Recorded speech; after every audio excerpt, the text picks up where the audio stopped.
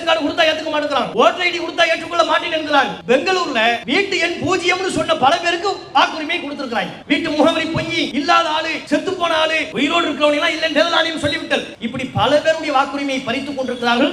அதே வேளையை தமிழகத்திலும் செய்ய காத்துக் கொண்டிருக்கிறார்கள். நாம் விழிப்புணர்வோடு இருக்கோம். இந்த நாட்டில் முஸ்லிம்கள் பல்வேறு பங்களிப்புகளை செய்த நிலையில முஸ்லிம்களின் உரிமை பறிக்கப்படுகிற ஒரு அவலம் இந்த நாட்டில் நடைபெறுகிறது. ஆங்கிலேய காலத்தில் நமக்கு இடஒதுக்கீடு இருந்தது. இப்போது இடஒதுக்கீடுக்கு போராட வேண்டிய நிலை இருக்கிறது. தமிழகத்தில் 3.5% இடஒதுக்கீடு, இதை 7% அதிகப்படுத்த வேண்டும் என்று தொடர்ச்சியாக நாம் கேட்டுக் கொண்டிருக்கிறோம். இன்றைக்கு வரையிலேயும் அந்த குரலுக்கு அரசு, ஆளுகின்ற அரசு, அது திமுகவாக இருந்தாலும் அதிமுகவாக இருந்தாலும் செவிசாய்ப்பதில்லை. கல்வியில நாம பின்தங்கி இருக்கிறோம், அதிகாரத்தில் நாம் பின்தங்கி இருக்கிறோம். 234 தொகுதி இருக்கிறது. நம்முடைய சதவீதம் தமிழ்நாட்டில் மாத்திரம் 10% மேல இருக்கும். ஆனா நம்முடைய சதவீதத்திற்கு ஏற்ப நாடாளுமன்ற பிரதிநிதிகள் இருக்கிறார்களா? 40 எம்பில ஒரு எம்பி முஸ்லிம், 40க்கு 1 தான் எங்க சதவீதமா? போராட வான்னு கூப்பிடும் போது இந்த நாட்டிற்காக உயிரை கொடுக்க வேண்டும் அழைப்பு விடுத்த பொழுது எங்க சதவீதத்தை விட மேலா கொடுத்தோம். ஆனால் நம்மை அதிகாரத்தில் அழகு வைத்து பார்க்க வேண்டிய இந்த காலகட்டத்தில் 40 ஒரு எம்பி, அதுக்கு மேல கிடையாது. அமைச்சரவையில விரல் வெட்டி எண்ணக்கூடிய முஸ்லிம்கள், அதுவும் தேவனா வைப்பாங்க, தேவனா டக்குனு தூக்கிடுவாங்க. முஸ்லிம்களை பந்தாரா தான் ரொம்ப ஈஸி. ஆவடி நாசர் அமைச்சரா இருந்தார், உடனே அமைச்சருக்கு தூக்குறது, திரும்ப அமைச்சருக்கு வாங்குறது. முஸ்லிம்களை பந்தாடுவது இவர்களுக்கு மிக மிக இலகு. மஸ்தான் அமைச்சரா இருந்தார், தூக்கி விட்டாங்க.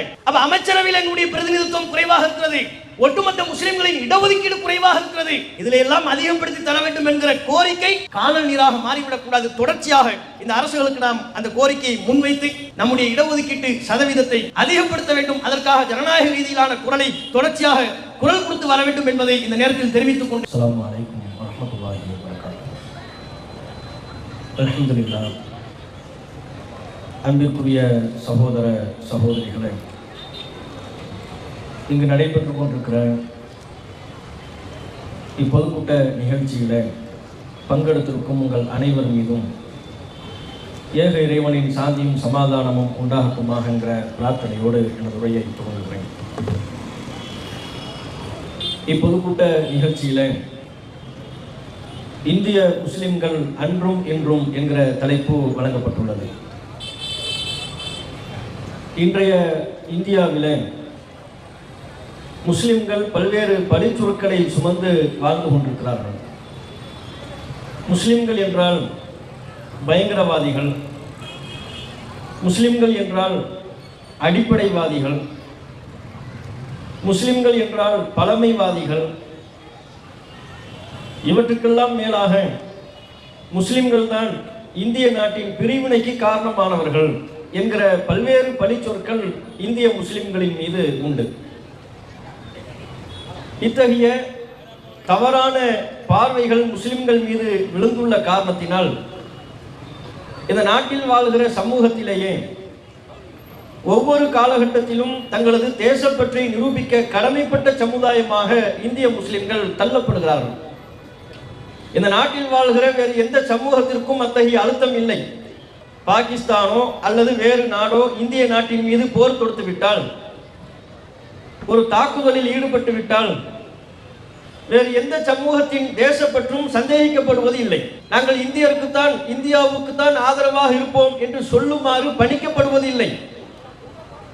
ஆனால் அப்படியான நிகழ்வுகள் நடைபெறும் பொழுது தவறாமல் ஒவ்வொரு முஸ்லிம்களிடமும் கேட்பார்கள், நீங்கள் இந்தியர் தானா? இந்த கட்டத்தில் உங்கள் ஆதரவு யாருக்கு? நீங்கள் பாகிஸ்தானை ஆதரிக்கிறீர்களா அல்லது இந்தியாவை ஆதரிக்கிறீர்களா?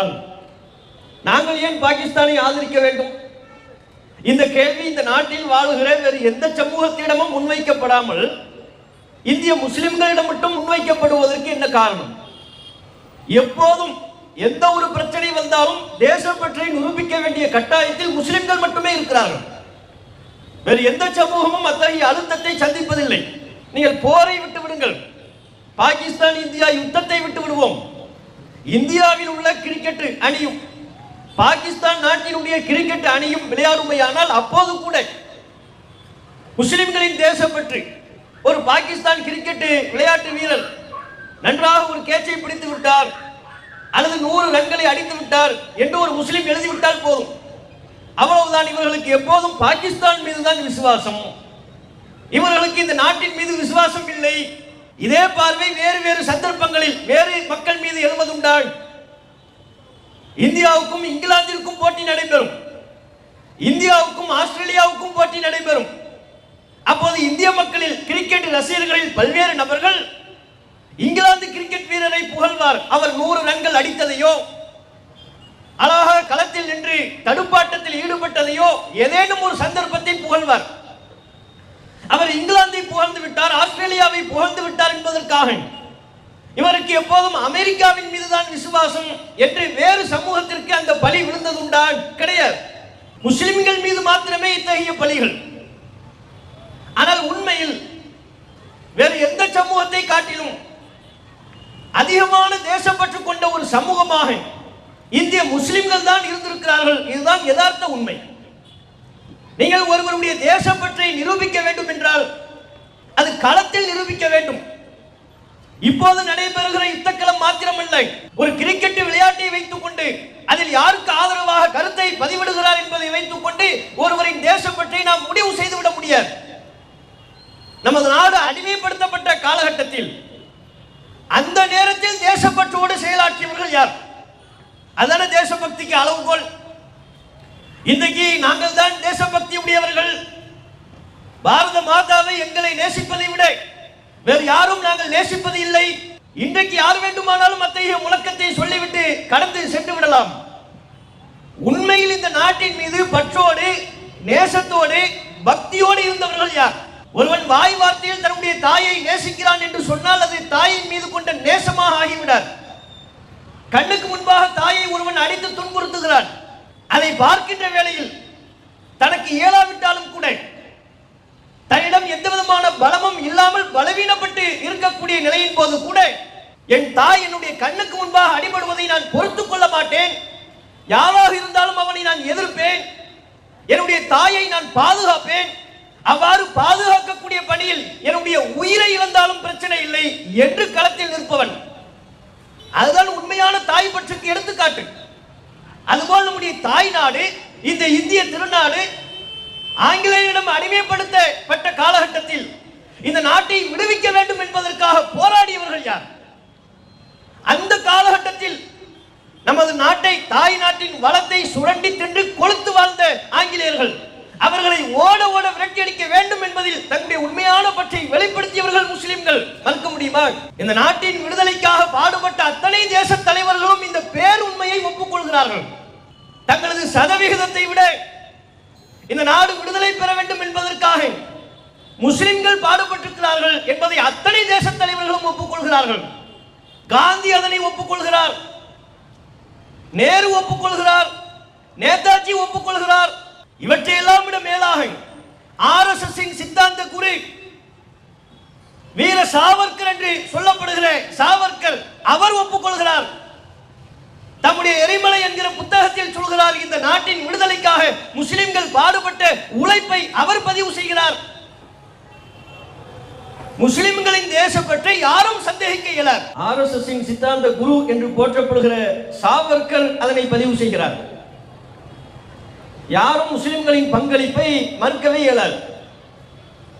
எந்தெந்த வகையிலெல்லாம் முஸ்லிம்கள் இந்த நாட்டின் வளர்ச்சிக்காக, இந்த நாடு சுதந்திரம் பெற வேண்டும் என்பதற்காக தங்களுடைய பங்களிப்பை செலுத்தினார்கள், அத்தனை வடிவ போராட்டங்களிலேயும் முஸ்லிம்கள் பங்கெடுத்தார்கள். காந்தி ஒரு பக்கம் அஹிம்சா வழி போராட்டத்தை முன்னெடுத்தார், சத்தியாகிரகம் என்றார், ஒத்துழையாமை இயக்கத்தை நடத்தினார். வன்முறையற்ற போராட்டத்தின் மூலமாக விடுதலையை சாத்தியப்படுத்த முடியும் என்று காந்தி நம்பினார். அதை நோக்கி மக்களை அழைத்தார். அவர் பின்னால் பெரும் கொண்ட மக்கள் எண்ணிக்கை கூடியது, அதிலே முஸ்லிம்கள் இடம்பெற்றார்கள். இன்னொரு புறம் நேதாஜி, அவர் ஆங்கிலேயனை ஆயுதம் கொண்டு எதிர்க்க வேண்டும் என்று அழைப்பு விடுத்தார். அதற்கென்று ஒரு ராணுவ படையை கட்டமைத்தார், தளபதிகளை நியமித்தார், போர் வீரர்களை, ஆங்கிலேயர்களோடு ஆயுதம் ஏந்தி போராடக்கூடிய போர் வீரர்களை தயார் செய்தார். நேதாஜியின் தலைமையை ஏற்றும் முஸ்லிம்கள் சென்றார்கள். இந்த பக்கம் காந்தியினுடைய படை, அங்கும் முஸ்லிம்கள் இருந்தார்கள். இன்னொரு பக்கம் நேதாஜியின் படை, அதிலும் முஸ்லிம்கள் இருந்தார்கள். நாடு சுதந்திரம் பெற வேண்டும் என்பதுதான் முஸ்லிம்களின் பார்வையாக இருந்ததை ஒழிய அழைக்கின்ற தலைவரின் மதத்தை முஸ்லிம்கள் பார்க்கவில்லை. காந்தி முஸ்லிமா, நேதாஜி முஸ்லிமா, நாங்கள் முஸ்லிம்கள் பின்னால் தான் அணிதிரள்வோம் என்று ஒருபோதும் முஸ்லிம்கள் சொல்லவில்லை. இந்த நாடு சுதந்திரம் பெற வேண்டும், ஆங்கிலேயன் ஓட ஓட விரட்டி அடிக்கப்பட வேண்டும், அதற்கு யார் தலைமையேற்றாலும், எந்த விதத்தில் போராட்டத்தை முன்னெடுத்தாலும் அதில் பங்களிப்பு செய்வதற்கு நாங்கள் தயார் என்று வந்து நின்றார்கள். கள்ளுக்கடை மறியல், மறியல் நடைபெறுகின்ற பொழுது கடுமையான கடுபிடி, கடும் அடக்குமுறை, ஆங்கிலேயன் போட்ட சட்டத்தை மீறி யாரேனும் போராட்டத்தில் ஈடுபட்டால் 2 வருடம் 3 வருடம் சிறையில் காலம் தள்ள வேண்டிய கொடுமை இருந்தது. அந்த கொடுமைகள் எல்லாம் தெரிந்து கொண்டே கள்ளுக்கடை மறியலில் பல பேர் ஈடுபட்டார்கள். அதில் 10 பேர் பங்கெடுத்தார்கள் என்றால் 7 பேர் முஸ்லிம்கள். இது ஏதோ போற போக்கில் சொல்லக்கூடிய தகவல்கள் அனைத்தும் அரசு ஆவணங்கள் இன்றைக்கும் பாதுகாப்பாக இருக்கிறது.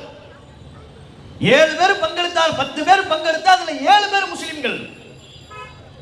எப்படி டிக்ளேர் பண்ணி போன முஸ்லிம்கள் அவர்கள் 3 வருஷம் சிறை தண்டனையா ஏற்றுக்கொள்ள தயார், 2 வருஷம் சிறையில் நாங்கள் இருப்பதற்கு தயார், காந்தியின் அழைப்பை ஏற்று அவருடைய உத்தரவுக்கு கட்டுப்பட்டு கள்ளுக்கடை மறியலை நாங்கள் நடத்தியே தீர்வோம் என்று தன்னுடைய இந்த நாட்டின் மீது கொண்ட பற்றை வெளிப்படுத்தி செயல்பட்டார்கள்.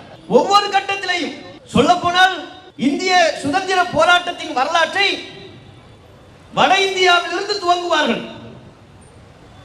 1857 சிப்பாய்கள் புரட்சி செய்தார்கள். எங்கே? வட இந்தியாவில்.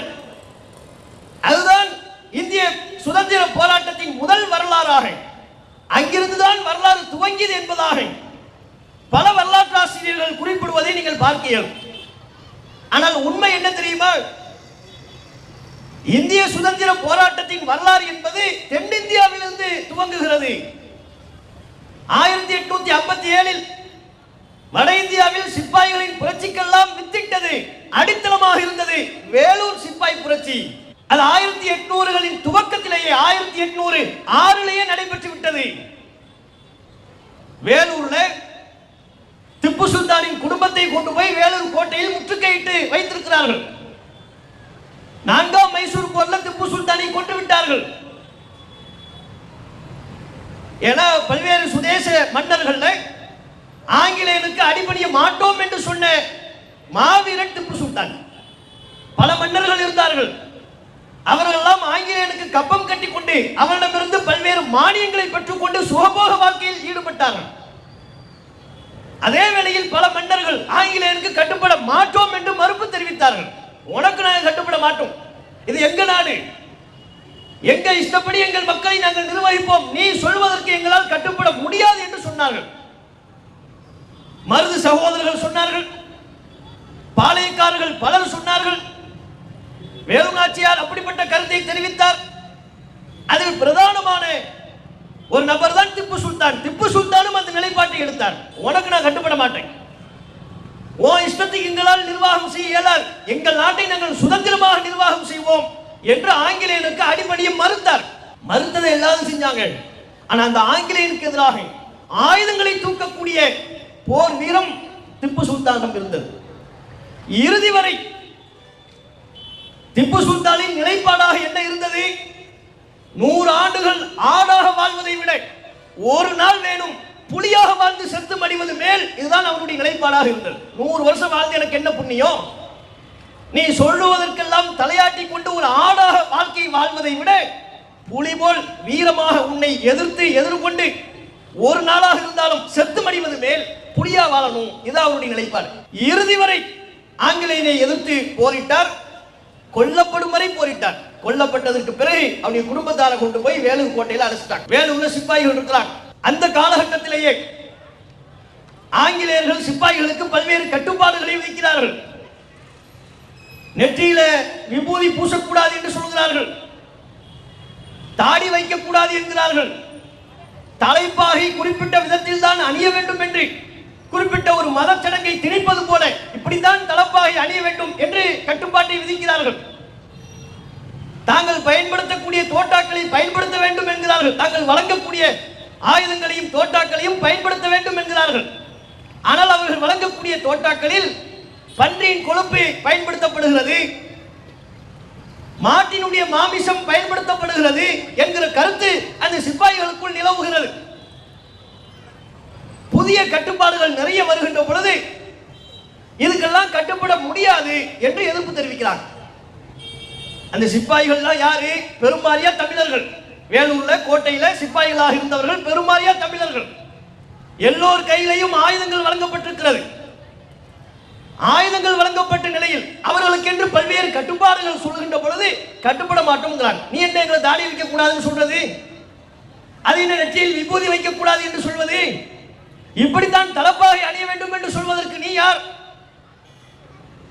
நீ பன்றியின் மாமிசத்தை தடவி தோட்டாவை தருவாய், அதை நாங்கள் பல்லால் கடித்து செலுத்த வேண்டுமா? பன்றி எங்களுக்கு ஹராம், முடியாது. நீ மாட்டின் மாமிச கொழுப்பை தடவி தோட்டாவை தருவார், அதை நாங்கள் பல்லால் கடித்து செலுத்த வேண்டுமா? மாமிசம் நாங்கள் சாப்பிட மாட்டோம், முடியாது என்று பலரும் அங்கிருந்த முஸ்லிம்கள் இந்து மக்கள் அனைவருமாக சேர்ந்து ஆங்கிலேயனுக்கு எதிராக புரட்சியில் ஈடுபட்டார்கள். இது எப்படிப்பட்ட புரட்சி? முதலாக ஆங்கிலேயனுக்கு எதிராக ஆயுதத்தை தூக்கினால் எப்படிப்பட்ட விளைவும் வரும் என்பதை ஏற்றுக்கொண்டு புரிந்து கொண்டு விளைவு உயிர் போவதாக இருந்தாலும் சரி அந்த விளைவை ஏற்றுக்கொள்ள தயார் என்று துணிந்து களமிறங்கி ஆங்கிலேயனுக்கு எதிராக துப்பாக்கியை காட்டியவர்கள் சிப்பாய்கள். அந்த வகையில் இந்திய முஸ்லிம்கள் ஆங்கிலேயனுக்கு எதிரான துப்பாக்கியை நீட்டி இந்த நாடு முழுக்க சுதந்திர பற்றி உருவாவதற்கு காரணமாக இருந்தவர்கள். வேலூர் சிப்பாய் புரட்சி தான் பிற்காலத்தில் பல்வேறு சிப்பாய்கள் புரட்சி செய்வதற்கு ஆங்கிலேயனுக்கு கட்டுப்பட மாட்டோம் என்கிற நிலைப்பாட்டை எடுப்பதற்கு அடிப்படை காரணம் என்று வரலாற்று ஆசிரியர்கள் சொல்கிறார்கள். சாவர்கரே குறிப்பிடுகிறார். வட இந்தியாவில் ஏற்பட்ட சிப்பாய் புரட்சிக்கு அடிப்படை காரணம் வேலூர் சிப்பாய் கழகம் தான் என்று அவர் சொல்கிறார். அவர் அதனை கழகம் என்கிறார். முஸ்லிம்கள் புரட்சி செஞ்சா அது கழகமா மாறிடும். மற்றவங்க எல்லாம் புரட்சி செஞ்சா அது புரட்சி. முஸ்லிம்கள் ஆங்கிலேயனுக்கு எதிராக புரட்சி செஞ்சா அதுலயும் பார்வை என்ன? அது புரட்சி, அது கழகம். மற்ற மன்னர்கள்லாம் நாட்டுக்குள்ள வந்தான். நம்ம நாட்டுக்குள்ள நம்ம நாட்டின் வளத்தை சூறையாடுறதால மன்னன் வந்தாள். எந்த மன்னனா இருந்தாலும் மற்றவர்கள் வந்தா அது வருகை. ஆரியர்கள் வருகை, அவன் அங்க வந்துட்டு போனான். முஸ்லிம் மன்னர்கள் படையெடுப்பு, அவன் மட்டும் படையெடுத்தான். முஸ்லிம் மன்னர்கள் வந்தா அதுக்கு பேர் படையெடுப்பு. ஆரிய மன்னர்கள் படையெடுத்து வந்தா அது படையெடுப்பு என்று சொல்லப்படாது, வருகை. சும்மா விசிட் வந்து ஆவடி எப்படி இருக்குன்னு சுத்தி பார்த்துட்டு போனான், இந்தியா எப்படி இருக்குன்னு சுத்தி பார்த்துட்டு போனானாவே, அவனும் படையெடுத்தா வந்தான். ஆனா பார்வை என்ன? முஸ்லிம்கள் தான் ஒரு பார்வை. முஸ்லிம் மன்னர்கள் படையெடுப்பு. அது மாதிரி வேலூர்ல சிப்பாய்கள் செய்த புரட்சியை சிப்பாய் புரட்சி என்றே சொல்ல மாட்டார்கள். ரெண்டு காரணம். ஒன்று, வட இந்திய கண்ணோட்டத்தில் இருந்து இந்திய சுதந்திரத்தை பார்க்கின்ற பொழுது எங்கள் நிலப்பகுதிக்கு முன்பே தென் தமிழகத்தின் நிலப்பரப்பில் தென்னிந்தியாவின் நிலப்பரப்பில் சுதந்திர புரட்சி ஏற்பட்டு விட்டது என்கிற ஒரு கருத்து வந்துவிடக் கூடாது. அதற்காக என்ன சொல்வது? சிப்பாய் கலகம், கலகம் பண்ணாங்க.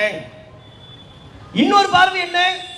முஸ்லிம்கள் முன்னின்று நடத்திய இந்த புரட்சியை, இந்த போராட்டத்தை புரட்சி என்று நாம் குறிப்பிடுவோமே, ஆனால் அதன் கிரெடிட் முஸ்லிம்களுக்கு போய் சேர்ந்துரும். அதனால சிப்பாய் கலகம், கலகம் பண்ணாங்க. சும்மா சத்தம் போட்டாங்க. சத்தம் போடுறது அது ஆங்கிலேயனுக்கு எதிராக துப்பாக்கியை நீட்டுறதுனா சும்மாவா? முதலா அவன் கொடுத்த துப்பாக்கியை அவனை நோக்கி நீட்டியது முஸ்லிம் சமூகம். இப்படி ஒவ்வொரு விதத்திலையும். அவ்வளவு எதுக்கு? தேசத்தந்தை காந்தி ஒத்துழையாமை இயக்கம் நடத்துறாரு. ஒத்துழையாமை என்றால் என்ன? ஆங்கிலேயனுக்கு ஒத்துழைப்பு கொடுக்கூடாது, எந்த வகையிலையும் ஒத்துழைப்பு கொடுக்கூடாது. அவன் சொல்ற சட்டத்துக்கு கட்டுப்படக்கூடாது. அவனிடம் வியாபார வணிக ரீதியான தொடர்பை வைத்துக் கொள்ளக்கூடாது. அவன் தயாரிக்கிற பொருட்களை நாம் வாங்கக்கூடாது. நம்ம மோடிஜி இப்ப நிறைய சொல்வார், மேக் இன் இந்தியாங்குவார், மேட் இன் இந்தியாங்குவார். ஆனா அவர் உடுத்துற ஒவ்வொரு உடுப்புமே மேலை நாட்டு உடுப்பாரு. போட்டுக்கிற கண்ணாடியே பல லட்சம். ஆனா மங்கி பாத்திர நமக்கு கிளாஸ் எடுப்பாரு, இந்திய தயாரிப்புகளையே வாங்குங்கள், இந்திய தயாரிப்புகளையே பயன்படுத்துங்கள். போட்டுக்கிற கோட்டை இங்கிலாந்திலிருந்து வந்ததா இருக்கும்.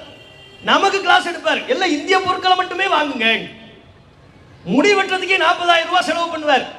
நமக்கு சொல்வார், எளிமையாகவே வாழ நீங்கள் பழகிக் கொள்ளுங்கள். எது? முடி வெட்டுறதுக்கு 40,000 ரூபாய் அளவெடுத்து முடி வெட்டுறது, ஸ்கேல் வச்சு. அவர் சொல்றது ஒன்னா இருக்கும், செய்யறது இன்னொன்னா இருக்கும். அவரை விட்டுருவோம். தேசத்தந்தை என்று போற்றப்படுகிற காந்தி ஒத்துழையாமை இயக்கத்தை முன்னின்று நடத்துகின்ற பொழுது அவர் உளப்பூர்வமா உண்மையா ஆங்கிலேயனுக்கு கட்டுப்படக்கூடாது, அவனுக்கு எந்த விதத்திலையும் ஒத்துழைப்பு வழங்கக்கூடாது என்கிற ஒரு நிலைப்பாட்டை எடுத்தார்.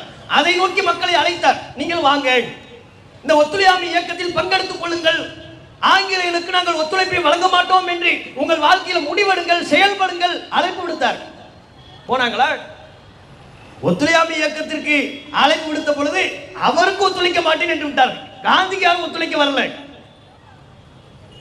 ஆங்கிலேயன் கொடுத்த பதவிகளை பெற்றுக் கொண்டு இருந்தார்கள். ஆங்கிலேயன் சொன்ன கட்டுப்பாடுகளுக்கு கட்டுப்பட்டு நடந்தார்கள். சொற்ப எண்ணிக்கையில் உள்ளவர்கள் தான் காந்தியின் அழைப்பை ஏற்றுக்கொண்டு ஒத்துழையாமை இயக்கத்தில் பங்கெடுத்தார்கள். அதில் பங்கெடுத்த பெரும்பாலான மக்கள் முஸ்லிம்கள். காந்தி சொல்லிவிட்டார் என்கிற ஒரே காரணத்துக்காக வேண்டி அவர் சொன்ன ஒத்துழையாமை இயக்கத்தை முன்னின்று நடத்தினார்கள், பங்கெடுத்தார்கள். ஆங்கிலேயன் தருகிற எதுவும் வேண்டாம், அவன் தர பட்டம் வேண்டாம், அவன் நடத்துகிற பள்ளி கல்லூரிகளில் படிக்க வேண்டாம், அவன் தருகிற பதவிகள் வேண்டாம், அவன் தருகிற மானியங்கள் வேண்டாம், எதுவுமே வேண்டாம் என்கிற நிலைப்பாட்டை எடுத்தார்கள். அப்படி எடுத்து பட்டங்களை துறந்தவர்கள் தான் பெரும் பெரும் தலைவர்கள். காயிதே மில்லத் அதற்கு ஒரு எடுத்துக்காட்டு, அபுல் கலாம் ஆசாத் அதற்கு ஒரு எடுத்துக்காட்டு. இந்தியாவெங்கிலும் காந்தியின் அழைப்பை ஏற்று புரட்சிகர போராட்டங்களில் ஈடுபட்ட ஏராளமான முஸ்லிம்களை நம்மால் குறிப்பிட்டு சொல்ல இயலும். பட்டங்களை துறந்தது ஒரு பக்கம், கல்வியை துறந்தது ஒரு பக்கம், பெயர்களில் கூட ஆங்கிலேயனுக்கு நம்முடைய செயல்பாடு கூட ஒப்ப ஆகிவிடக் கூடாது, அவனை மாதிரி நம்ம எந்த விதத்திலையும் வந்துடக்கூடாது. அதனால மத குருமார்கள், இஸ்லாத்தில் உள்ள முஸ்லிம்கள் உள்ள மத குருமார்கள் பள்ளிவாசல்ல பிரச்சாரம் செய்ய ஆரம்பித்தார்கள். ஆங்கிலேயன் முடிவெட்டுவதை போல முடிவெட்டுவது ஹராம், ஃபத்வா கொடுத்தாங்க, மார்க்க தீர்ப்பே வழங்கினார்கள். இஸ்லாத்தில் ஃபத்வா என்பது எங்களுக்கு குர்ஆன்ல சொல்லப்பட்டிருக்கணும், அல்லது நபிகள் நாயகம் எங்களுக்கு சொல்லி இருக்கணும். அந்த ஒன்றுக்கு தான் ஃபத்வா என்று நாங்கள் சொல்வோம். குர்ஆன்லயோ முகமது நபிகளினுடைய போதனையிலேயோ ஆங்கிலேயன் முடிவெட்டுவதை போல வெட்டக்கூடாதுலாம் இல்லை. மதகுருமார்கள் ஆங்கிலேயன் மீது உள்ள வெறுப்பின் காரணத்தினால் ஃபத்வா கொடுத்தாங்க. ஆங்கிலேயன் முடிவெற்ற மாதிரி நாம் முடிவெட்டுவோமையானால் அது ஹராம் அப்படின்னு ஃபத்வா கொடுத்தாங்க. முடிவெற்றது மட்டும் இல்லை, அவர்கள் உடுத்தக்கூடிய உடுப்புகளை, ஆடைகளை, பேண்ட் போட்டான்ல, பேண்ட் அணிவது ஹராம் என்று ஃபத்வா கொடுத்தாங்க ஆரம்ப காலகட்டங்களில். அது போக தங்களுடைய பெயர்களில் சுதந்திர பற்றை வெளிப்படுத்தக்கூடிய விதமான பெயர்களை வைத்தார்கள், வைக்க சொன்னார்கள், அதற்கு ஊக்கம் கொடுத்தார்கள். இந்த மதகுருமார்கள், ஆலிம்கள், முஸ்லிம்களில் உள்ள மதகுருமார்களை பொறுத்தவரையிலையும் மக்களோடு பல விதத்தில் தொடர்பில் உள்ளவர்கள். அவருடைய அன்றாட செயல்பாடுகளை மதகுருமார்கிட்ட கேட்டு செய்வாங்க. இப்போ பேர் வைக்கிறதா இருந்தால் மதகுருமார்கிட்ட கேட்பாங்க, எனக்கு ஒரு ஆண் குழந்தை பிறந்திருக்கு, பெண் குழந்தை பிறந்திருக்கு, என்ன பேர் வைக்கலாம் சொல்லுங்கன்னு கேட்பாங்க. அது போன்ற அந்த காலகட்டத்தில் கேட்கின்ற பொழுது அதிகமாக வைக்கப்பட்ட பெயர்கள் ஆசாதுக்கு பேர் வைங்க அப்படின்னாங்க. ஆசாத் 100 முஸ்லிம்கள் இருக்கிறாங்கன்னா ஆசாத்னு சொல்லுங்க, ஒரு 10 பேர் திரும்பி பார்ப்போம். அது என்ன ஆசாத்? ஆசாத் என்கிற பேர் எப்படி வந்தது? நாங்க நம்பக்கூடிய திருக்குறான்ல ஆசாத்ங்கிற வார்த்தை இருக்கா? முகமது நபிகள் எங்களுக்கு அந்த பேரை ஒரு புனிதமான பேர் என்றோ நல்ல பேர் என்றோ சொல்லி தந்தார்களா? தீர்க்கதரிசிகள் யாரேனும் ஆசாத் என்கிற பேர்ல தீர்க்கதரிசிகள் வந்தார்களா? தீர்க்கதரிசிகளை பின்பற்றிய நன்மக்கள் இருந்தார்கள், அவங்கள யாராவது ஆசாத் யாரும் இருந்தார்களா? இஸ்லாமிய வரலாற்றோடு ஆசாத் என்கிற பெயர் எந்த விதத்திலையும் தொடர்பாகவில்லை. ஆனால் முஸ்லிம்களில் அதிகமானவர்கள் ஆசாத் என்று பெயர் வைத்தார்கள். காரணம், ஆசாத் என்றால் சுதந்திரம், ஆசாதி சுதந்திர முழக்கம், இந்த நாடு சுதந்திரம் பெற வேண்டும் என்கிற பற்றை தங்களுடைய அடுத்த தலைமுறைக்கும் கடத்தக்கூடிய விதமாக அன்றைய காலகட்டத்தில் பிறந்த தங்களுடைய பிள்ளைகளுக்கெல்லாம் ஆசாத் சுதந்திரம் என்று பெயர் வைத்து மகிழ்ந்தார்கள். அதன் தொடர்ச்சியாக இன்றைக்கும் ஆசாத் என்கிற பெயர் புழக்கத்தில் இருக்கிறது. ஆசாத் என்று பெயர் வைப்பார்கள். சுதந்திரம் வேணும் நமக்கு, ஆங்கிலேயன் விரட்டியடிக்கப்பட வேண்டும், நமது தாய் நாடு சுதந்திரம் பெற வேண்டும், அந்த பற்றி பக்கீர்கள் இருப்பாங்க. பக்கீர்கள்னா யாரு? இப்ப சினிமாவில் காட்டுற பக்கீர்கள்னா யார் தெரியுமா? சினிமாவில் முஸ்லிம்களை எல்லாம் கிண்டல் அடிச்சு பக்கீர்களை காட்டுவாங்க. பெரிய ஒரு தொப்பி போட்டிருப்பாரு, கையில மயிலிறகு வச்சிருப்பாரு, சாம்பிராணி போக கடைக்கு போவார், மேரா நாம் அப்துல் ரஹ்மான், மேரா நாம் அப்துல் ரஹ்மான் பாட்டு படிச்சுக்கிட்டே சாம்பிராணி போய் வீசுற மாதிரி, அவர் தரக்கூடிய ₹1 ₹2 வாங்கிட்டு போற மாதிரி காட்டுவாங்க. இவங்க தான் பக்கீர்கள். சினிமாவில் இப்படி ஒரு அற்பமாக சித்தரித்து காட்டுவார்கள் பக்கீர்களை பற்றி. ஆனா உண்மையான பக்கீர்கள்ங்கிறது யாரு? உண்மையான பக்கீர்கள் என்பது சுதந்திர காலகட்டத்தில் ஆங்கிலேயன் இந்த நாட்டை அடிமைப்படுத்திய காலகட்டத்தில் வேஷம் போட்டுக்கொண்டு கடை கடையாக, வீதி வீதியாக, வீடு வீடாக சென்று சுதந்திர தாகத்தை ஊட்டக்கூடிய விதமாக பாடல் படித்தவர்கள், அவங்க தான் பக்கீர்கள். பக்கீர்களுடைய பாடல்கள் என்று ஏராளமான பாடல்கள் இருக்கிறது. தெருவா போய் பாட்டு படிப்பாங்க, கடை வீதிகளில் போய் ஒவ்வொரு கடையாக ஏறி இறங்கி பாட்டு படிப்பார்கள். என்ன பாட்டு? சினிமா பாட்டா? இந்த நாடு சுதந்திரம் பெற வேண்டும் என்கிற கவிதையை பாடலாக படிப்பார்கள். அப்படியான ஃபக்கீர்கள் முஸ்லிம்கள் அதிகமானவர்கள் இருந்தாங்க. அவங்க நாடெங்கிலும் பயணித்து ஒவ்வொரு ஊர்லையும் உள்ள ஃபக்கீர்கள் அந்தந்த பகுதியில் ஆங்கிலேயின் கண்ணில் அகப்படாமல் மாறு வேடம் பல்வேறு வேடங்களை போட்டுக்கொண்டு வீடு வீடா போய் சுதந்திர தாகத்தை ஊட்டுவார்கள். சுதந்திர பட்சியை ஊட்டும் வண்ணம் கவிதை படிப்பார்கள். அவர்கள் தான் ஃபக்கீர்கள். ஆனா இன்னைக்கு ஃபக்கீர்கள் எப்படி மாறிவிட்டது? மேலானாம் அப்துல் ரஹ்மான் ஃபக்கீர், புரிஞ்சு போச்சு. யாசகம் கேட்கக்கூடிய ஒருவராக மாற்றி விட்டார்கள்.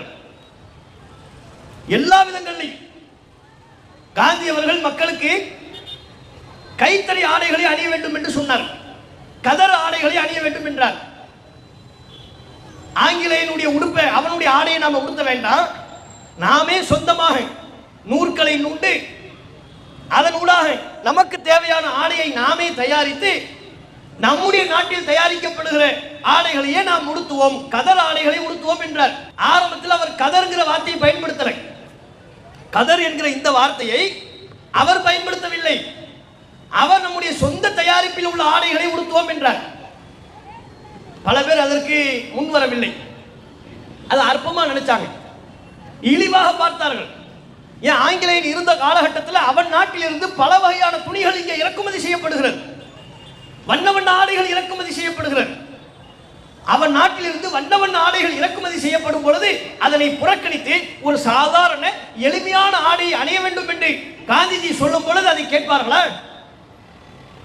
இன்னைக்கே நம்ம ஒரு ஹோட்டலுக்கு போறோம், நீங்க ஹோட்டல்ல ஒரு லுக்கா இருக்கிற ஒரு ஹோட்டலுக்கு போறீங்க. போனோம்னா எல்லாரும் ஸ்பூன்ல சாப்பிட்டுக்கிட்டு இருந்தா இவர் கையினால சாப்பிட்றது ரொம்ப கேவலமா நினைப்பார். வீட்ல எல்லாம் கையில தான் சாப்பிட்டுக்கிட்டு இருக்கிறாரு. ஆனா ஹோட்டலுக்கு போனோம்னா என்ன, ஸ்பூன் கொண்டு வாங்க, என்னமோ பிறக்கும் போதே 2 ஸ்பூனோட பிறந்த மாதிரி ஸ்பூன் கொண்டு வாங்க. ஸ்பூனை எடுத்துக்கிட்டு பிக்க தெரியாம பிச்சு அந்த கறியை பிக்கிறதுக்கு ஸ்பூன்ல கறியை பிக்கிறதுக்கு 1/4 மணி நேரம் செலவு பண்ணணும். அது தேவையான நமக்கு, அது கஷ்டப்பட்டு செய்வார். ஏன் எல்லாரும் ஸ்பூன்ல சாப்பிடும் போது கையினால சாப்பிடுறது கேவலம் நினைப்பாங்க. கையினால சாப்பிடுறது எப்படி கேவலமாகும்? கேவலம் நினைப்பாங்க. ஆங்கிலேயனை பொறுத்தவரை அவன் ஸ்பூனை கண்டுபிடிச்சதுக்கு காரணம் அவனுக்கு தண்ணின்னு அலர்ஜி. சாப்பிட்டு கை கழுவணும், கையினால சாப்பிட்டோம்னா கையை கழுவணும், அது அவனுக்கு பிடிக்காது. தண்ணி பற்றும்ல, கையில பற்றும். அதனால அவன் எல்லாத்தையுமே டிஷ்யூ பேப்பர்லயே தன்னுடைய வாழ்க்கையின் பெரும்பகுதியை கழிச்சான். பாத்ரூம் போனாலும் டிஷ்யூ பேப்பர் தான், யூரின் போனாலும் டிஷ்யூ பேப்பர் தான். சாப்பிட்டா கை வச்சா கழுவணும். அதனால என்ன, ஒன்று ஸ்பூன் எடுத்துக்க, ஸ்பூனை விட்டு சாப்பிட்டு டிஷ்யூ பேப்பர் வச்சு கையில் தொடச்சிட்டு போயிட்டே இருக்கிறது. அப்போ தண்ணி பட்டா பிரச்சனை. ஆனால் உடம்பு சுத்தமாக இருக்கணும். என்ன பண்றது? பாடி ஸ்ப்ரேன்னு ஒன்று கண்டுபிடி, உடம்புல அடிச்சுக்கிட்டு நல்ல நறுமணம் கமலை சுற்றி திரிந்து கொண்டிருக்கலாம். இதுதான் அவனுடைய ஃபார்முலா. இந்த அடிப்படையில் அவன் செய்யக்கூடிய ஒவ்வொன்றையும் மிக பெரிதாக நம்ம மக்கள் நினைப்பாங்க. ஆங்கிலம் பேசுறது ரொம்ப பெருசா நினைப்பாங்க, தமிழ்ல பேசணும்னா இழிவா நினைப்பாங்க. அப்படி நினைக்கக்கூடியவர்கள் இன்றைக்கும் இருக்கிறார்களா இல்லையா? ஆங்கிலம் ஒரு மொழி, கற்றுக்கொண்டால் அதில் ஏராளமான வாய்ப்புகள் இருக்கிறது, அது தனி. அதனால் நம்முடைய தாய்மொழியில் பேசுவது இழிவாகுமா? அவனுக்கு அவன் மொழி ஆங்கிலம், நமக்கு நம்முடைய மொழி தமிழ். அவ ஆங்கிலேயர்களை பார்த்து அவன் மொழியை பெரிதாக நினைப்பது, அவன் ஆடையை பெரிதாக நினைப்பது, அவன் கலாச்சாரத்தை பெரிதாக நினைப்பது, நம்முடைய கலாச்சாரத்தை நம்முடைய மொழியை அற்பமாக கருதுவது, இந்த ஒரு பார்வை இருந்தது. அதன் அடிப்படையில் காந்தி அவர்கள் நமது நாட்டில் தயாரிக்கப்படுகிற ஆடைகளை, அதுவும் கைத்தறி ஆடைகளை உடுத்த வேண்டும் என்று சொல்லும் பொழுது, அவன் வகை வகையான வண்ண ஆடைகளை உடுத்தும் பொழுது நாம் போய் கதர் ஆடையை உடுத்திக் கொண்டு சாதாரண ஆடையை உடுத்திக் கொண்டு இருந்தால் நல்லா இருக்குமா? அற்பமா நினைச்சாங்க, இனிமா நினைச்சாங்க. இந்த நேரத்தில் காந்தி அவர்கள் அலி சகோதரர்களின் வீட்டுக்கு செல்கிறார். முகமது அலி, ஷவுகத் அலி, 2 அலி சகோதரர்கள். அவர்களும் இந்த நாட்டின் சுதந்திரத்திற்காக பாடுபட்டவர்கள். அவர்களின் வீட்டிற்கு செல்கிறார். எப்போது செல்கிறார்? ஒரு ரமலான் மாதத்தில் செல்கிறார். அலி சகோதரருடைய தாய், முஸ்லிம்கள்ல யாரா இருந்தாலும் ரமலான் மாதத்தில் நோன்பு நோற்பார்கள், அது ஒரு வழக்கம். அலி சகோதரரின் தாயும் நோன்பு நோற்று இருக்கிறார். காந்தி அவர்கள் தம்முடைய வீட்டிற்கு வருகை அளித்த பொழுது அன்றைய காலகட்டத்தில் வீடுகளில் தறி இருந்தது. தறி என்று சொல்வார்கள், நெசவு தொழில். அது ரொம்ப சர்வ சாதாரணமா பல வீடுகள்ல இருந்துச்சு. அலி சகோதரரின் தாய் தம்முடைய கையாலேயே ஒரு ஆடையை நெய்து அதை காந்திஜிக்கு அன்பளிப்பாக கொடுத்தார்.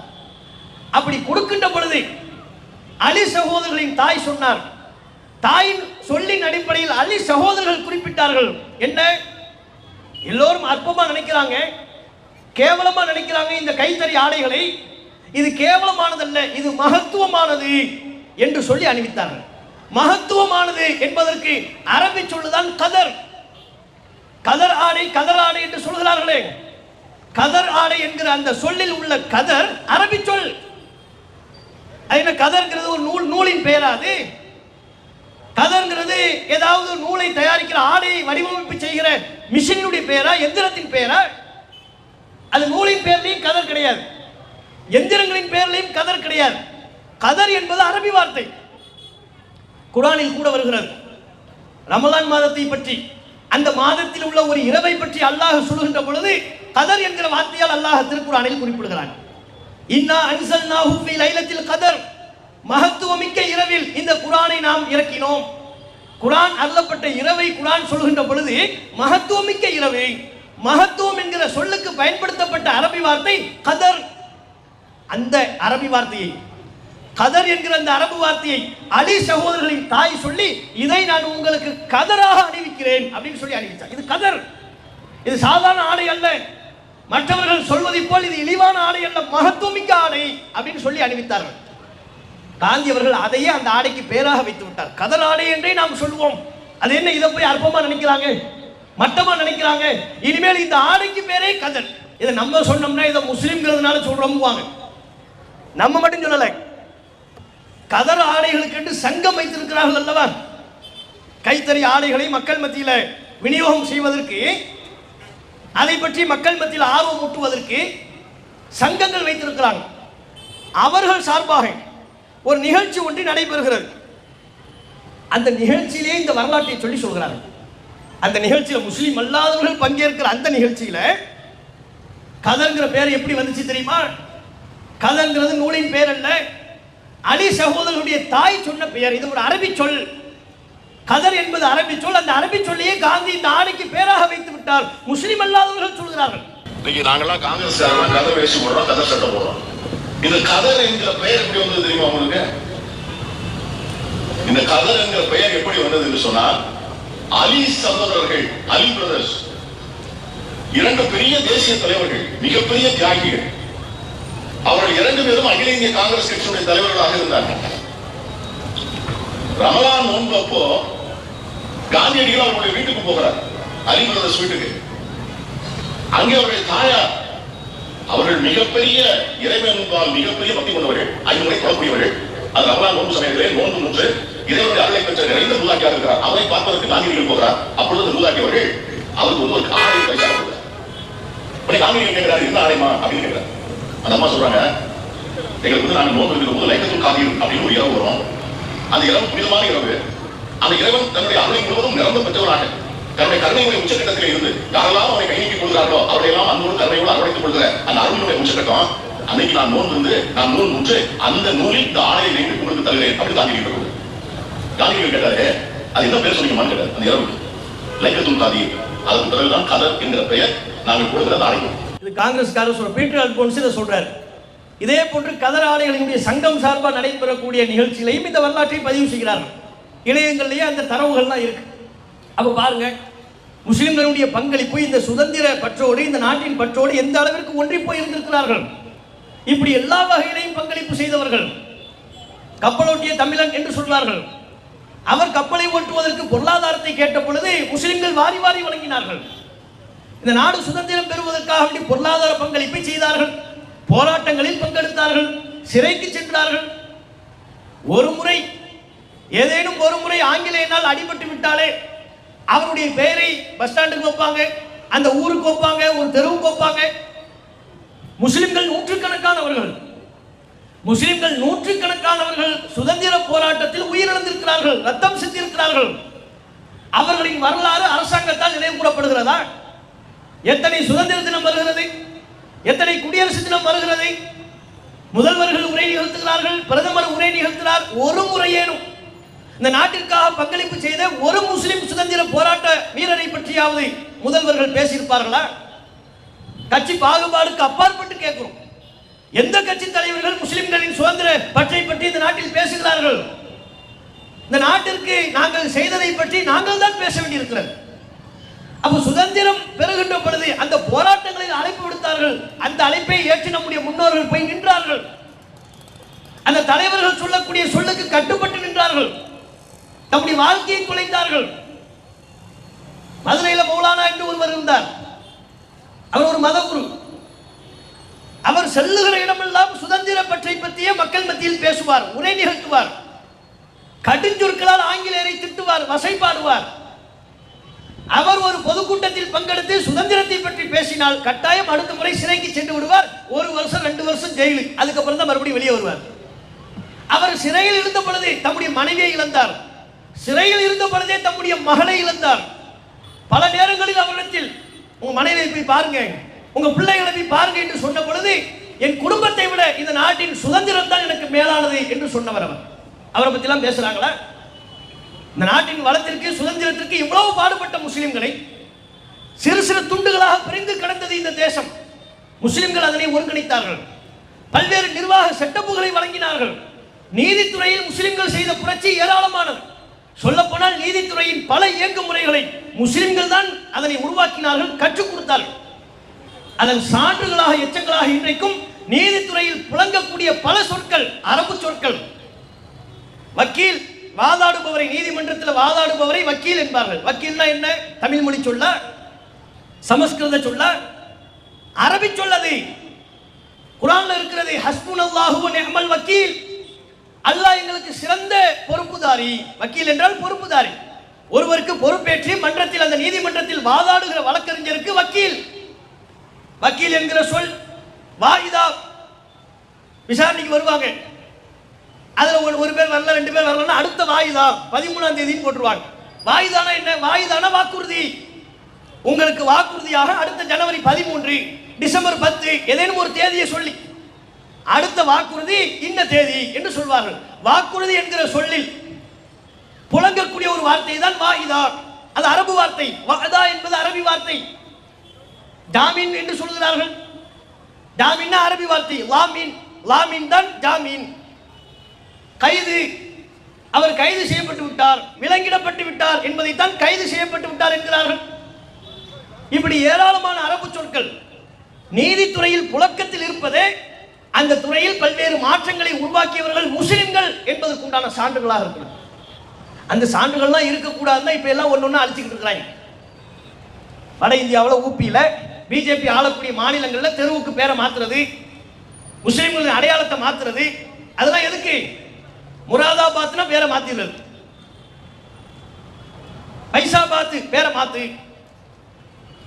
முஸ்லிம்களுடைய எந்த பேரும் வந்து விடக்கூடாது. அலகாபாத், அலகாபாத் இல்ல, அது பிரக்யா ராஜி, வாயிலே நுழையாத வேறு பேரை சொல்லிடுவாங்க. அப்ப அரபு மொழியில் அமைந்த பல்வேறு பெயர்களை அவங்க அதிகாரத்தில் இருக்கிறாங்க என்பதற்காக வேண்டி வட மாநிலங்களில் ஒன்றொன்றாக மாற்றி கொண்டிருக்கிறார்கள் அல்லவா? ஏன் மாற்றுறாங்க? இந்த நாட்டுக்கு நாம செய்த உழைப்பு தெரிந்துவிடும் என்பதால் மாற்றுகிறார்கள். முஸ்லிம்களுடைய உழைப்பு தெரிஞ்சிடும். குத்துப் மினாரே இடிக்கணும்னு சொன்னவங்க தானே இவங்க. இந்த குரூப் எப்படிப்பட்ட குரூப்? குத்துப் மினாரை இடிக்கணும், தாஜ்மஹாலை மாற்றணும், தோண்டணும். ஏன்? அது கீழேயும் கோயில் இருக்கு. இவங்களுக்கு எல்லாத்துக்கும் கீழே கோயில் இருக்கும், சங்கிகளுக்கு. பொதுவான இந்து மக்கள் இந்த பிரச்சனைக்கே வரதில்லை. அவங்க ஒற்றுமையை விரும்பக்கூடியவர்கள் முஸ்லிம்களை போலவே. வெகுஜன இந்து மக்கள் முஸ்லிம்களோடு நல்லிணக்கத்தை விரும்புகின்ற பொழுது சங் பரிவார் கும்பல்கள் மாத்திரம் அதை தோண்டணும், அது கீழே கோயில் இருக்கும். எதையெல்லாம தோண்டணும்? தாஜ்மஹாலை தோண்டணும், வேற குத்துப் மினாரை தோண்டணும். அதுக்கப்புறம் எல்லாத்தையும் இங்க எந்த பள்ளிவாசல கீழே தோண்டினாலும் கீழே கோயில் இருக்கும். இவன் நம்பிக்கை. அவன் என்ன சொல்ல வருகிறார்கள்? பள்ளிவாசல் என்பது இயல்பா ஒரு இடத்துல கட்டல, கோயிலை இடிச்சுதான் பள்ளிவாசல கட்டினாங்கன்னு வரலாற்று புனைவு செய்து முஸ்லிம்களின் மீது வெறுப்பை உருவாக்குகிறார்கள். நீ பாபர் மஸ்ஜிதுக்கு அப்படித்தானே சொன்னேன், கோயில் இடிச்சு பள்ளிவாசல கட்டினாங்கன்னு சொன்னேன், தோண்டி பார்க்கணும்னு கேட்டேன். 500 வருஷமா அந்த பள்ளிவாசல் அங்கதான் இருந்துச்சு. பள்ளிவாசல் அந்த நிலம் முஸ்லிம்களுக்கு சொந்தமானது என்பதற்குரிய சான்றுகள் இருந்தது, ஆவணங்கள் இருந்தது. நீதிமன்றங்கள் எதையுமே செவிமடுக்க தயாரில்லை, சான்றுகளை பார்க்க தயாரில்லை. 500 வருஷமா அந்த இடத்துல பள்ளிவாசல் இருக்க அதை பார்க்க தயாரில்லை. தோண்டி பார்ப்போம் என்றார்கள். தோண்டி பார்த்ததுக்கு அப்புறமாவது கீழே கோயில் இருந்துச்சா? நீதிமன்றம் என்ன சொன்னது? உச்ச நீதிமன்றம் அதனுடைய இறுதி தீர்ப்பில் என்ன சொன்னது? கீழே கோவில் இருந்ததற்கு உண்டான எந்த சான்றும் இல்லை. அதோட சேர்த்து சொன்னாங்க, கீழே பள்ளிவாசல் இருந்ததற்கு உண்டான சான்றும் இல்லை. கீழே ஏண்டா பள்ளிவாசல் இருக்கணும் எங்களுக்கு? நாங்க கீழே போய் தொலை போறோம்? இவங்க பள்ளிவாசல் மேல இருக்கும்போது தெரியல, இடிச்சு தரைமட்டமாக்கி விட்டு கீழே 100 அடிக்கு தோண்டி பார்த்துன்னு சொல்றாங்க. கீழே கோவில் இருந்ததுக்கான சான்றும் இல்லை, கீழே பள்ளிவாசல் இருந்தது அதற்கும் சான்று இல்லை. கீழே ஏன்டா நாங்க பள்ளிவாசல் வைக்க போறோம்? அப்ப இவங்க தோண்டி பார்ப்பாங்கன்னு தெரிஞ்சா நம்ம இனிமே என்ன செய்யணும்? கீழே ஃபர்ஸ்ட் ஒரு மோதினாருக்கு ரூமை செட் பண்ணிடணும். கீழே முதல் இமாம் பேஷ் இமாமுக்கு ஒரு ரூம், ஒழு செய்யறதுக்கு ஒரு இடம் எல்லாம் கீழே ஃபர்ஸ்ட் செட் பண்ணி அதுக்கு மேல மண்ணள்ளி மூடி அதுக்கு மேலதான் பள்ளிவாசல் கட்டணும். எப்பனாலும் தோண்டி பார்ப்பாங்க. இல்ல 500 வருஷத்துக்கு அப்புறம் எந்த பள்ளிவாசலையும் தோண்டி பார்த்து பள்ளிவாசல் கீழே தேடுவாங்க. இவங்க மேல இருக்கும்போது தேடுறது இல்லை, தோண்டி பார்த்து கீழே பள்ளிவாசல் இருந்துச்சா இல்லை என்று சொன்னவர்கள் தானே இவங்க.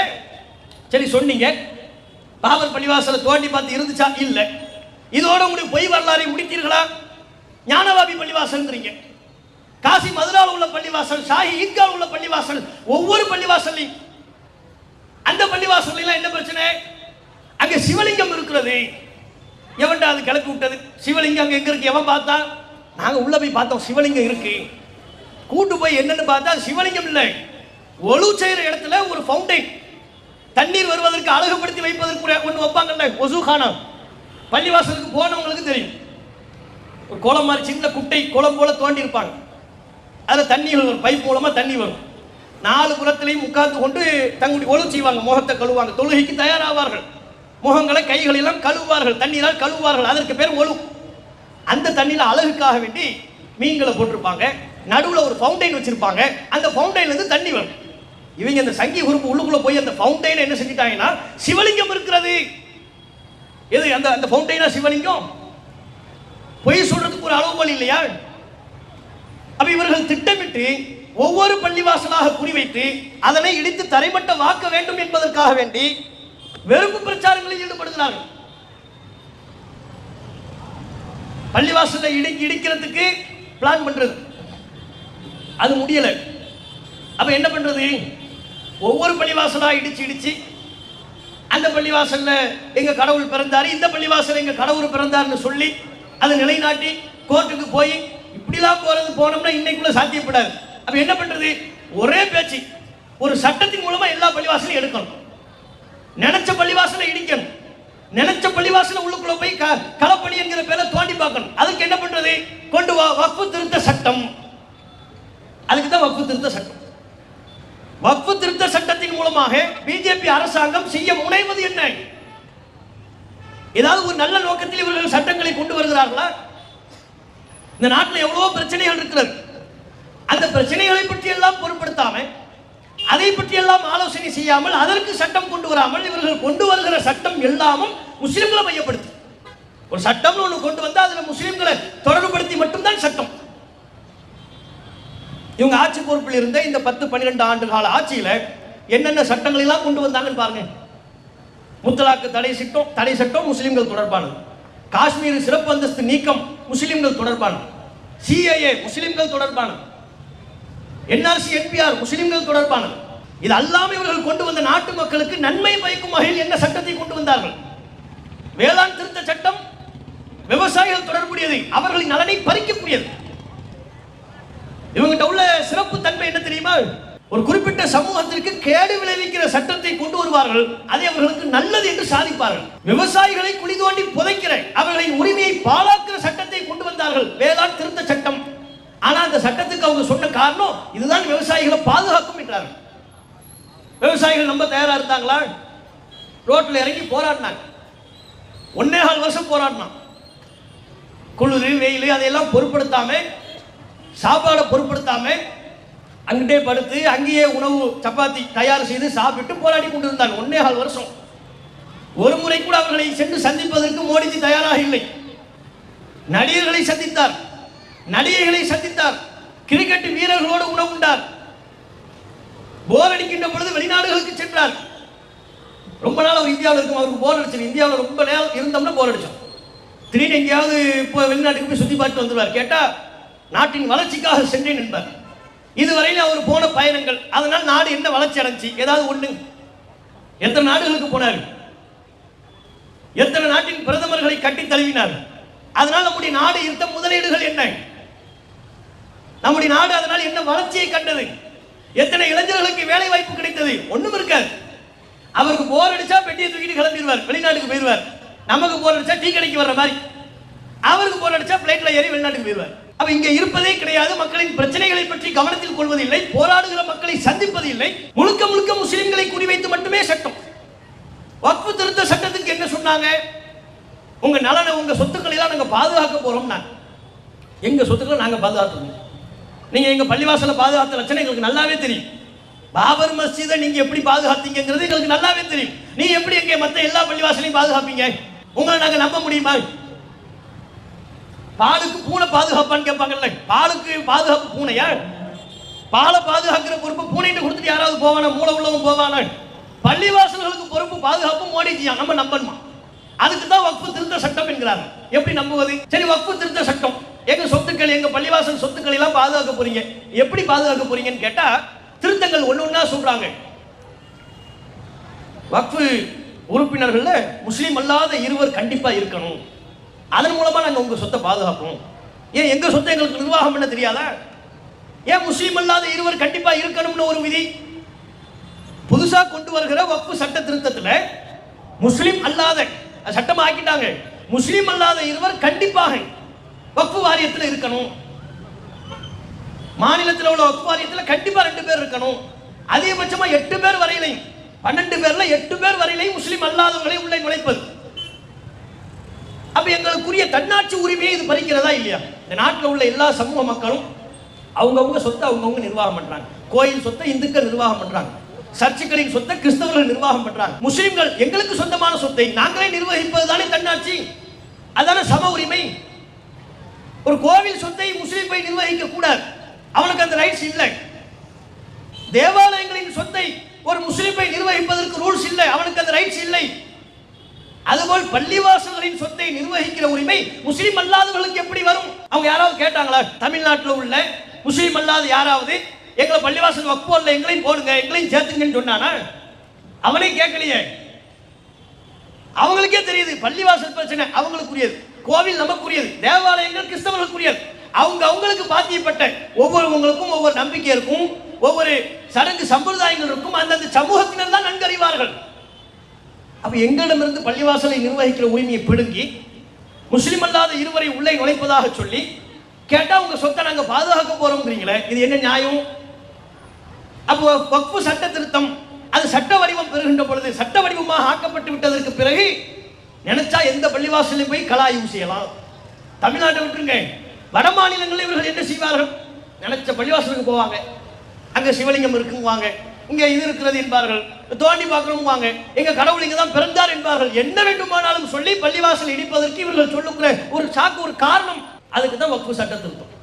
இப்படி ஒவ்வொன்றாக இவர்கள் கொண்டு வருகிற அனைத்திலையும் தீய நோக்கங்கள் மட்டுமே இருக்கிறது. எஸ்ஐஆர் ஒன்றை இப்ப கொண்டு வர்றாங்க, வாக்காளர் சிறப்பு தீவிர திருத்தம். பீகார்ல இந்த திருத்தம் செய்யப்பட்டது. எஸ்ஐஆர் பேர்ல வாக்காளர் சிறப்பு தீவிர திருத்தம் செய்து விட்டோம் என்று தேர்தல் ஆணையம் சொன்னது. பொதுவாக வாக்காளர் திருத்தம்ங்கிறது எல்லா காலங்களையும் நடக்கிறது தான். தேர்தல் நெருங்குகின்ற பொழுது ஒரு மாநிலத்தில் சட்டப்பேரவை தேர்தலோ அல்லது தேசிய அளவில் நாடாளுமன்றத்திற்குரிய தேர்தலோ நெருங்குகின்ற பொழுது வாக்காளர் திருத்தம் நடக்கும். எப்படி திருத்துவாங்க, எப்படி கேட்பாங்க? தேர்தல் ஆணையம் அந்த நேரத்தில் என்ன செய்யும்? உங்க பேர்ல ஏதாவது ஸ்பெல்லிங் மிஸ்டேக் இருக்கான்னு பார்ப்பாங்க, முகவரி மாற்றம் இருக்கான்னு கேட்பாங்க, செல்போன் நம்பர் மாற்றம் இருக்கான்னு கேட்பாங்க. இதுதான் திருத்தம். முகவரி மாறி இருந்தா மாற்றப்பட்ட முகவரி அதுல இணைங்கன்னு சொல்லுவாங்க. பெயர் ஏதாவது மாறி இருக்கா, கணவர் பேர் சேர்க்கணுமா, தந்தை பேர் சேர்க்கணுமா, நீக்கணுமா, ஒரு ஆளை சேர்க்கிறது, இப்படியான சேர்த்தல் நீக்கல் வேலைகளை ஒவ்வொரு காலகட்டத்திலும் செய்வாங்க. ஆனா இப்ப எஸ்ஐஆர் என்கிற பேர்ல, சிறப்பு வாக்காளர் தீவிர திருத்தம் பேர்ல கொண்டு வந்த செயல்பாடு என்ன? நீங்க எல்லாம் இந்திய குடிமகன் தானா என்பதற்குரிய ஆதாரத்தை தாங்கன்னு கேட்கிறாங்க. இது தேர்தல் ஆணையத்தின் அதிகாரத்துக்கு உட்பட்டதா? திருத்தம்னா என்ன? எதை திருத்தணும்? பேரை திருத்தி முகவரி மாற்றத்தினை பதிவு செய்து கொள். அதற்கு நான் காட்டுகிற ஆதாரத்தை, ஒரு முகவரிக்குரிய ஆதாரத்தை காட்டும், அதை ஏற்றுக்கொள்ளணும். இதான் தேர்தல் ஆணையத்தின் வேலை. தேர்தல் ஆணையம் பாஜகவின் கைப்பாவியாக செயல்பட்டு ஆரம்ப காலகட்டத்தில் சிஏஏ கொண்டு வந்த பொழுது நாடெங்கிலும் அதற்கு எதிர்ப்பு. என்பிஆரை செயல்படுத்துவோம் என்றார்கள், என்ஆர்சி செயல்படுத்துவோம் என்றார்கள், நாடெங்கிலும் எதிர்ப்பு. அந்த எதிர்ப்பில் பின்வாங்கி சென்றவர்கள் இப்போது புறவாசல் வழியாக தேர்தல் ஆணையத்தின் மூலமாக என்ஆர்சியை செயல்படுத்த பார்க்கிறார்கள். நீ இந்திய குடிமகனா, ஆதாரத்தை கொண்டு வா. யாரை விட்டு கேட்கிறான்? தேர்தல் ஆணையத்தை விட்டு கேட்கிறான். தேர்தல் ஆணையம் போது அதை கேட்கலாமா? உனக்கு வேலையாது? சரி, இந்திய குடிமகனா இல்லையா, அதுக்குரிய ஆதாரமா என்ன கொடுக்கணுமா? 11 ஆதாரங்கள் கேட்கிறாங்க. அந்த 11 ஆதாரங்களை கொடுத்தால் மட்டும்தான் வாக்காளர் பட்டியலில் நாம் இடம்பெற இயலும். அவர்கள் கேட்கிற 11 ஆதாரங்களை நாம் கொடுக்க தவறினால் வாக்காளர் பட்டியலில் இடம்பெற முடியாது. வாக்காளர் பட்டியலில் இடம்பெற முடியாதுன்னா என்ன அர்த்தம்? உனக்கு வாக்குரிமை இல்லைன்னு அர்த்தம். நீ ஓட்டு போட முடியாது. ஓட்டு போட முடியாதுன்னா நீ யாரு? நீ இந்திய குடிமகனே இல்லை. போ, முடிஞ்சா? தேர்தல் ஆணையத்தின் மூலமா எவ்வளவு சிம்பிளா மக்களின் வாக்குரிமையை பறிப்பதாக சொல்லி குடியுரிமையை பறிக்கிறார்கள். வாக்குரிமையை பறிப்பதே குடியுரிமையை பறிப்பதுதான். அதற்கு சமமானது. 11 ஆதாரங்களை தான். நீ தரலனா வாக்காளர் லிஸ்ட்ல இருந்து உன் பேரை தூக்கிடும். அப்படின்னா என்ன? நீ ஓட்டு போட வரக்கூடாது, ஒரு ஓட்டுரிமை இல்லை. சரி, என்னப்பா 11 ஆதாரம்? என்னென்ன ஆதாரம்னு சொல்லு. ஆல்ரெடி இவங்களே நமக்கு தந்து வச்சிருக்கிற ஏராளமான ஆதாரங்கள் இருக்குல்ல, அதுல எதையாவது ஏத்துக்கிட்டு தரலாமா இல்லையா? இவங்க தான் தேர்தல் ஆணையம் தான் நமக்கு எதை தந்தாங்க? வாக்காளர் அடையாள அட்டை, ஓட்டர் ஐடி கார்டு தந்தாங்க. அவன் கேட்கிற 11 ஆதாரத்துல வாக்காளர் அடையாள அட்டை உண்டா? இல்லை. வாக்காளர் அடையாள அட்டையை தூக்கி போட்டாச்சுங்க. உடனே என்ன செய்யணும்? அப்படியே இருக்கா? உனக்கு வாக்காளர் அடையாள அட்டை இருக்கா? சரிப்பா, நாங்க தந்ததுதான், உனக்கு ஓட்டுரிமை உண்டு. ஏத்துக்கிட்டா பிரச்சனை இல்லை. வாக்காளர் அடையாள அட்டையை தூக்கி வீசினதுக்கு பிறகும் ஏத்துக்க மாட்டாங்க. 11 அது கிடையாது. இது என்ன? நீ தானே அந்த கார்டு தந்த. ஓட்டு போடுறதுக்கு என்னை ஒரு வாக்காளராக அங்கீகரிப்பதற்கு தானே வாக்காளர் அடையாள அட்டை. தேர்தல் ஆணையம் தந்த அந்த கார்டையே தேர்தல் ஆணையம் செல்லாது என்கிறது. அதை ஏத்துக்க முடியாது. 11 அது இல்லை. சரிப்பா, ரெண்டாவது என்ன? ரேஷன் கார்டு தரவா? இந்த அப்படி ரேஷன் கார்டு, அதையும் ஏத்துக்க முடியாது. சரி, பாஸ்போர்ட், அதையும் ஏத்துக்க முடியாது. சரிப்பா, நீ எல்லாத்துக்கும் விளம்பரம் பண்ணி ஆதார் கார்டு, ஆதார் இல்லைன்னா செத்துருவோம். நாங்க அந்த காலத்துல எல்லாம் ஆதார் கார்டு பதிவு பண்ணிருங்க. எதுக்கு எடுத்தாலும் ஆதார் கார்டு. ஸ்கூலுக்கு போற பிள்ளையா இருந்தாலும் ஆதார் கார்டு, ஆதார் கார்டு வேணும். அப்பதான் என்ன? அப்பதான் மோடிஜி தர்ற கல்வி உதவித்தொகை லட்ச லட்சமா தர்றாருல நமக்கு. அந்த கல்வி உதவித்தொகை எல்லாம் பேங்க்ல வந்து விழும், மாசம் மாசம் வந்து விழுந்துரும். அதுக்கு என்ன வேணும்? Aadhaar card compulsory. பிறந்த குழந்தைக்கு ஆதார் கார்டு வேணும், வியாபாரிக்கு ஆதார் கார்டு வேணும், டிக்கெட் முன்பதிவுக்கு ஆதார் கார்டு வேணும். ரயில்ல டிக்கெட் முன்பதிவு பண்றதா இருந்தா ஆதார் கார்டு, கேஸ் இணைப்பு வாங்குறதா இருந்தா ஆதார் கார்டு, டிவி கனெக்ஷன் வாங்குறதா இருந்தா ஆதார் கார்டு. எதை எடுத்தாலும் ஆதார் கார்டு வாங்குங்க, ஆதார் கார்டு வாங்குங்கன்னு சொல்லி சொல்லி கூவி கூவி வித்தாங்க ஆதார் கார்டை. வித்து ஆதார் கார்டு வாங்கினதுக்கு அப்புறம் சொல்றாங்க உனக்கு ஆதார் கார்டு செல்லாதுங்கிறாங்க. ஆதார் கார்டு ஏத்துக்க முடியாது. அதை வச்சு நீ இந்திய குடிமகன் என்று சொல்ல முடியாது. அதை நாங்க ஏத்துக்கவும் மாட்டோம். அப்ப உனக்கு என்னதான்பா வேணும்? நீங்க இந்த நாட்டுல இந்த ஊர்ல எப்ப பிறந்தீங்க? உங்க பிறப்பு சான்று வேணும், உங்க பேரண்ட்ஸ் உடைய பிறப்பு சான்றிதழும் வேணும். இப்ப ஒரு உதாரணமா, இப்ப பிறந்தவங்களுக்கு பிரச்சனை இல்லைங்க. உங்க பேரண்ட்ஸை நீங்க மனசுல வச்சுக்கோங்க. இப்ப வயசானவங்க இருப்பாங்கல்ல, அவங்ககிட்ட கேட்கறாங்க, நீங்க மனசுல வச்சுக்கோங்க. பிறப்பு சான்றிதழ் கொண்டு வா, அப்பதான் நீ வாக்குரிமை பெறுவா, இல்லைன்னா இல்லைங்கிறாங்க. அவர்களுடைய பிறப்பு சான்றிதழும் அவர்களின் பெற்றோர்கள். இப்போ ஒரு 20 வயசுல வந்து இருக்கிறான், அவன் பிறப்பு சான்றிதழ் காட்டிவிட முடியும், அது இப்ப பிரச்சனை இல்லை. இப்ப 60 70 வயசுல இருக்கிறாங்க. 70 வயசுல இருக்கிற ஒரு பாட்டி மாட்ட 70 வயசுல இருக்கிற ஒரு தாத்தாட போய் கேட்கறாங்க, உன் பிறப்பு சான்றிதழ் கொண்டு வா, உங்க அத்தாவுடைய பிறப்பு சான்றிதழையும் கொண்டு வாங்குறாங்க. அவர் பிறப்பு சான்றிதழுக்கே நம்ம இழுக்கணும். அவர் என்ன ஆஸ்பத்திரியா பிறந்தாரு? நம்ம முன்னோர்கள் காலத்துல ஒட்டுமொத்த நாடு அளவிலையும் பழக்கம், நம்முடைய தமிழ்நாட்டிலையும் பழக்கம் என்ன? அப்பமெல்லாம் ஆஸ்பத்திரியில போய் பிரசவம் பார்க்கறதுலாம் ரொம்ப ரேர். வீட்டிலே பிரசவம் பார்த்து பிறந்துருவாங்க. அதை போய் பதிவு பண்ணி பிறப்பு சான்றிதழ் வாங்குறதுலாம் கிடையாது. பிறப்பு சான்றிதழ் பல பேருக்கு இருக்காது, அதான் உண்மை. மோடிஜி முதல் பிறப்பு சான்றிதழ் தரட்டுமே. தேர்தல் நேரத்தில் அவர் என்ன சொன்னாரு? நான் எம்ஏ படிச்சேன் விட்டார் பாரு, உரியில் எம்ஏ படிச்சேன்னு கிளப்பி விட்டார். சரிப்பா, அது சான்றிதழ் தாங்கன்னா இல்ல சான்றிதழ் இல்லை, அப்புறம் தான் தெரியுது அது பொய். அதுக்கு முன்னாள் வரையிலையும் அவர் சிங்கிள்ங்கிற மாதிரியே மெயின்டைன் பண்ணாரு. எனக்கு கல்யாணம் ஆகலை, நான் ஒரு சிங்கிள் அப்படின்னாரு. நாட்டில் உள்ள எல்லா மக்களும் ஒரு முரட்டு சிங்கிளா இருப்பார் போல நினைச்சுக்கிட்டு இருந்தாங்க. தேர்தல் ஆணையத்தில் பதிவு பண்ணும்போது தான் இல்ல மேரிடு, எனக்கு கல்யாணம் ஆயிருச்சு அப்படின்னு பதிவு வந்துச்சு, தகவல் வருது. அப்ப அது மாதிரி நீங்க உங்களுக்கு என்ன பண்ண ஈஸியா சொல்லிடுவீங்க, எம்பிஏ படிச்சேங்குவீங்க, சர்டிபிகேட் கேட்டா இல்லைன்றீங்க, கல்யாணம் ஆகலைங்குவீங்க, திடீர்னு கேட்டா இல்லையா கல்யாணம் ஆயிருச்சு அப்படிங்குவீங்க. ஆனா இப்ப நீங்க ஒரு 70 வயசு தாத்தா பாட்டிட்ட போய் நீங்கள் பிறந்த பிறப்பு சான்றிதழை கொண்டு வாருங்கன்னு கேட்டா அவங்க எங்க போறது? அவங்க பிறப்பு சான்றிதழை காட்டுவதை சிரமம் என்னும் பொழுது அவங்ககிட்ட போய் கேட்கறாங்க, உங்க அத்தா அம்மாவுடைய பிறப்பு சான்றிதழையும் கொண்டு வாங்கன்றீங்க. எங்க போவாங்க? அப்ப சாத்தியமே இல்லை. அப்படி ஒரு நடைமுறை இந்த நாட்டில் இல்லைங்க. இந்த நாட்டில் பிறப்பு சான்றிதழ் பதிவாகிற வழக்கமே எப்போதிலிருந்து உருவாகிறது? பிந்தைய காலத்தில் உருவான ஒன்று. பிந்தைய காலத்தில் உருவான ஒன்றை வைத்துக் கொண்டு நீங்க முந்தைய காலத்தில் பிறந்தவங்களுக்கே அதை பிறப்பு சான்றிதழ் தாங்கங்கிறீங்க.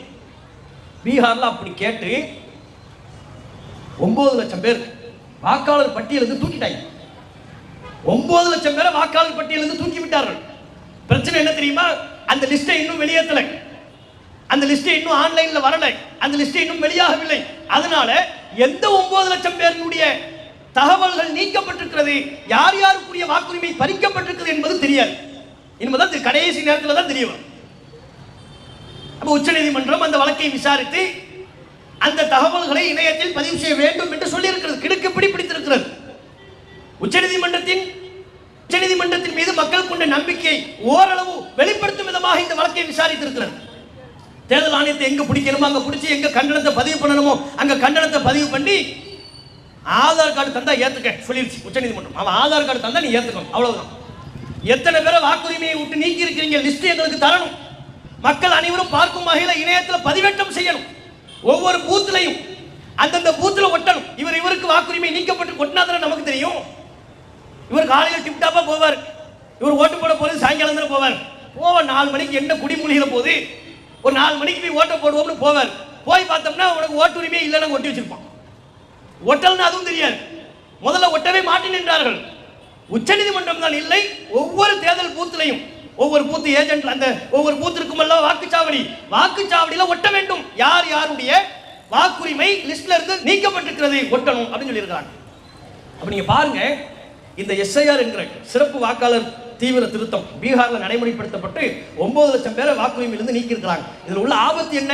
அந்த 9 லட்சத்துல முஸ்லிம்களும் கணிசமானவர்கள் இருக்கிறாங்க, இந்து மக்களும் இருக்கிறாங்க, பிற சமூக மக்களும் இருக்கிறார்கள். இதைவிட பெரும் ஆபத்து, நாங்கள் பீகாரில் செய்ததை போலவே தமிழ்நாட்டிலும் செய்வோம், கேரளாவில் பண்ணுவோம், அடுத்து எந்தெந்த மாநிலங்களில் தேர்தல் நடைபெறவிருக்கிறதோ அங்கேயும் நாங்கள் இந்த சிறப்பு வாக்காளர் தீவிர திருத்தத்தை செயல்படுத்துவோம் என்று சொல்கிறார்கள். தேர்தல் ஆணையம் இவற்றை சொல்வதற்குரிய காரணம் பிஜேபி இதனை சொல்கிறது என்பதுதான். தேர்தல் ஆணையம் எந்த அளவுக்கு ஏமாற்று வேலைகளில், மோசடி வேலைகளில் இந்திய மக்களின் நம்பிக்கைக்கு மாற்றமாக நடைபெறுகிறது என்பதை அண்மையில் ராகுல் காந்தி, எதிர்க்கட்சி தலைவர் ராகுல் காந்தி வெளிப்படுத்தி காட்டினார்.